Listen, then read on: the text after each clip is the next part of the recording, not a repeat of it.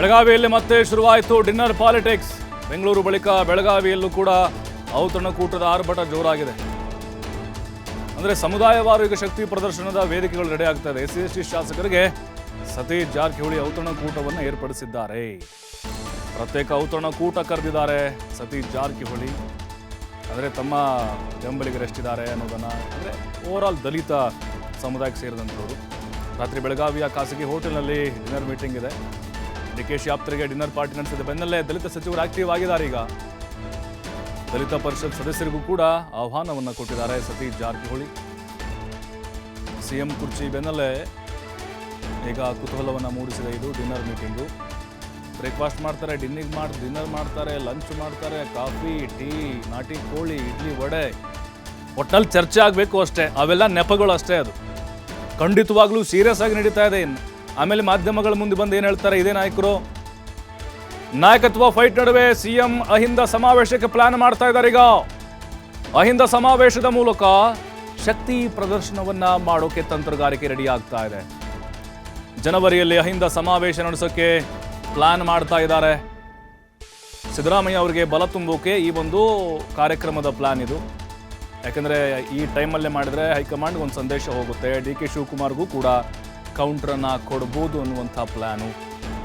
CM ಬದಲಾದರೆ ಅಹಿಂದ ಮತ ಕೈತಪ್ಪು ಸಂದೇಶವನ್ನು ನೀಡಲಿಕ್ಕೆ ಈ ಪ್ಲ್ಯಾನನ್ನು ಮಾಡಿದ್ದಾರೆ. ಬಣ ಬಡಿದಾಟದ ನಡುವೆ ಅಹಿಂದ ನಾಯಕರ ಒಗ್ಗಟ್ಟು ಶಕ್ತಿ ಪ್ರದರ್ಶನ ಆಗುತ್ತೆ. ಇಲ್ಲಿ ಮೊನ್ನೆ ನೋಡಿದರೆ ದಲಿತ ಸಚಿವರ ಒಂದು ಮೀಟಿಂಗ್ ಆಗುತ್ತೆ. ಆಮೇಲೆ ST ವಾಲ್ಮೀಕಿ ನಾಯಕರ ಸಭೆ ಆಗುತ್ತೆ ಇದೇ ಸತೀಶ್ ಜಾರಕಿಹೊಳಿ ನೇತೃತ್ವದಲ್ಲಿ. ಅಲ್ಲಿ ಸಿದ್ದರಾಮಯ್ಯನವರು ಆಸಿಫ್ ಸೇಠ್ ಅವ್ರ ಮನೆಯಲ್ಲಿ ಅಹಿಂದ ನಾಯಕರು ಊಟ ಮಾಡ್ತಾರೆ. DK ಒಂದು 40 ಜನ MLA ಕರ್ಕೊಂಡು ಫಾರ್ಮ್ ಹೌಸ್ನಲ್ಲಿ ತಿಂತಾರೆ. ಆಮೇಲೆ ಬಂದು ಹೇಳ್ತಾರೆ, ಇಲ್ಲ ನಾವು ಊಟಕ್ಕೆ ಸೇರಿದ್ವಿ, ಇಲ್ಲ ನಾವು ಕಾಫಿ ಟೀಗೆ ಸೇರಿದ್ದೀರಿ ಓಕೆ, ಅಲ್ಲಿ ಸಹಜವಾಗಿ ರಾಜಕೀಯ ವಿಚಾರಗಳು ಚರ್ಚೆ ಆಗೇ ಆಗಿರುತ್ತೆ ರೀ. ಆದರೆ ಇದು ಶಕ್ತಿ ಪ್ರದರ್ಶನ ಮಾಡ್ತಾ ಇದ್ದಾರೆ. ಈಗ DK ಶಿವಕುಮಾರ್ ಅವರು ಕೌಂಟರ್ ಕೊಡ್ಲಿಕ್ಕೆ ಪ್ಲ್ಯಾನ್ ಇದು. ಅಂದರೆ ಎಷ್ಟು ಜನ MLA ಇದ್ದಾರೆ, ಎಷ್ಟು ಜನ ಬರ್ಬೋದು, ಅಥವಾ ದಲಿತ CM ಕೂಗೇನಿತ್ತಲ್ವಾ ಅದರ ದಾಳವನ್ನು ಇದೇ ಟೈಮ್ನಲ್ಲಿ ಉರುಳಿಸಲಿಕ್ಕೆ ಒಂದು ಮೆಗಾ ಪ್ಲಾನ್ ಕೂಡ ರೆಡಿ ಆಗ್ತಾ ಇದೆ.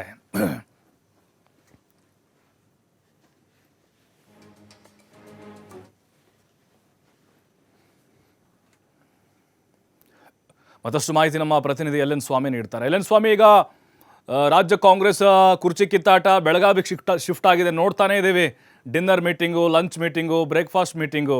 ಬಟ್ ಈಗ ಸತೀಶ್ ಜಾರಕಿಹೊಳಿ ಅವರು ಕರೆದಿರುವಂಥ ಈ ಒಂದು ದಲಿತ ನಾಯಕರ ಒಂದು ಡಿನ್ನರ್ ಪಾಲಿಟಿಕ್ಸ್ ಏನಿದೆಯಲ್ವಾ, ಇದೆಲ್ಲ ಒಂದು ಕಡೆ ಶಕ್ತಿ ಪ್ರದರ್ಶನಕ್ಕೆ ವೇದಿಕೆ ಆಗ್ತಾ ಇದೆಯಾ, ಅಥವಾ ಸಿದ್ದರಾಮಯ್ಯನವರು ಕೆಳಗಿಳಿದ್ರೆ ಇಲ್ಲಿ ಅಹಿಂದ ಅಂದರೆ ದಲಿತ ಮುಖ್ಯಮಂತ್ರಿಯ ಒಂದು ಎನ್ಕ್ಯಾಶ್ ಮಾಡಿಕೊಳ್ಳುವಂಥ ಒಂದು ಪ್ರಯತ್ನ ಅಜೆಂಡಾ ಇದರ ಹಿಂದೆ ಇರ್ಬೋದಾ ಅನ್ನೋದು?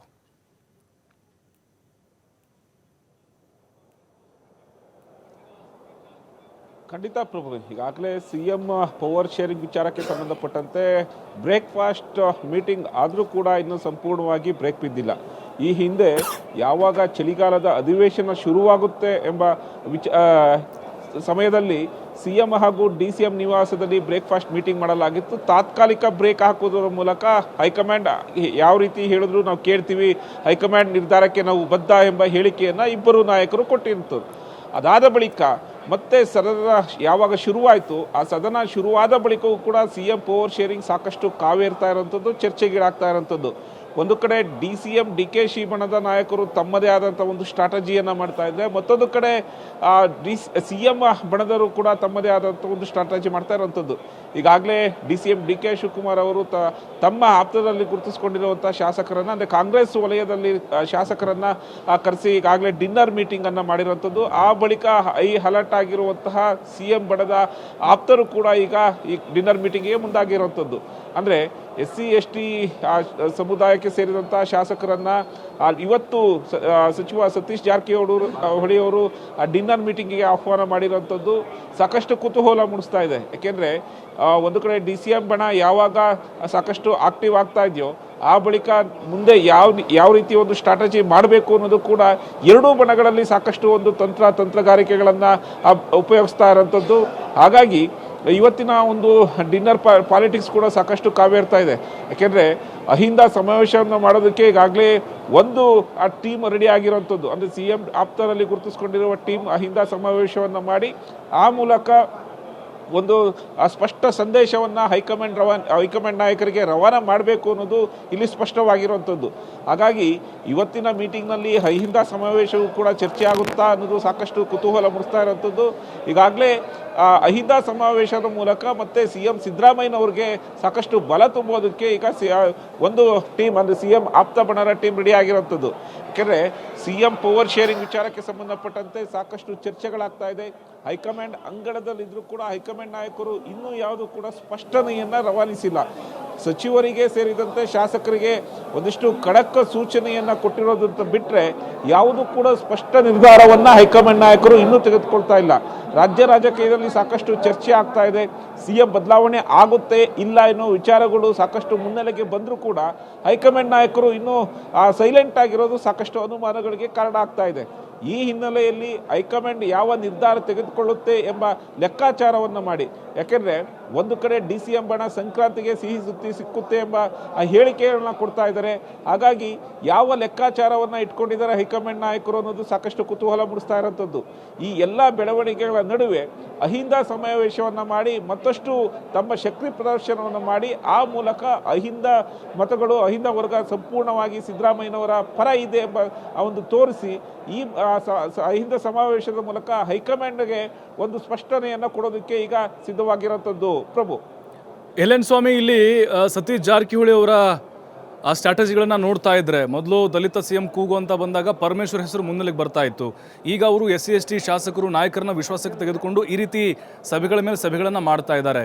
ಹಾಗಾಗಿನೇ DK ಶಿವಕುಮಾರ್ ಅವರಿಗೆ ಪರ್ಯಾಯವಾಗಿಯೇ ಸಿದ್ದರಾಮಯ್ಯನವರು ಏನಾದರೂ ಕೆಳಗಿಳಿದ್ರೆ ಮುಂದೆ ಕ್ಲೇಮ್ ಮಾಡಬೇಕು ಅಂತಲೇ ಈ ಒಂದು ತಂತ್ರಗಾರಿಕೆಯನ್ನು ಹೇಳೋದಕ್ಕೆ ಕಾಣಿಸ್ತಿದೆ. ಅಂದರೆ ಆ ದಲಿತ ಕೋಟಾದಡಿ ಮುಂಚೂಣಿಯಲ್ಲಿ ನಾಯಕತ್ವ ಇರಲಿ ಅಂತೇಳಿ ಸತೀಶ್ ಜಾರಕಿಹೊಳಿ ಜಾಸ್ತಿ ಕಾಣಿಸಿಕೊಳ್ತಿದ್ದಾರೆ ಹೇಗನ್ನೋದು.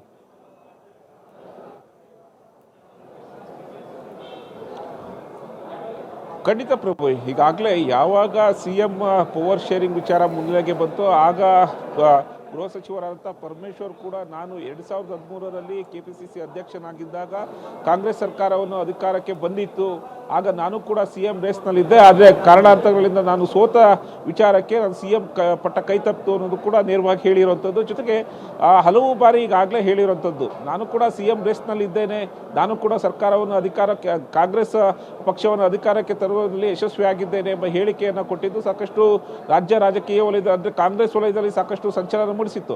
ಯಾಕೆಂದರೆ ಸರ್ಕಾರಕ್ಕೆ ಯಾವಾಗ 2 ವರ್ಷಗಳ ಕಾಲ ಕಳೆಯಿತೋ ಆಗ CM ಪವರ್ ಶೇರಿಂಗ್ ವಿಚಾರ, ಅಂದರೆ CM ಬದಲಾಗಬೇಕು ಅನ್ನೋ ವಿಚಾರ ಸಾಕಷ್ಟು ಚರ್ಚೆ ಆಗ್ತಾ ಇತ್ತು. ಆ ಚರ್ಚೆ ಆಗ್ತಿರೋ ಬೆನ್ನಲ್ಲೇ ಗೃಹ ಸಚಿವ ಪರಮೇಶ್ವರ್ ಅವರ ಹೇಳಿಕೆ ಕೂಡ ಕಾಂಗ್ರೆಸ್ ವಲಯದಲ್ಲಿ ಸಾಕಷ್ಟು ಸಂಚಲನ ಮೂಡಿಸಿತ್ತು.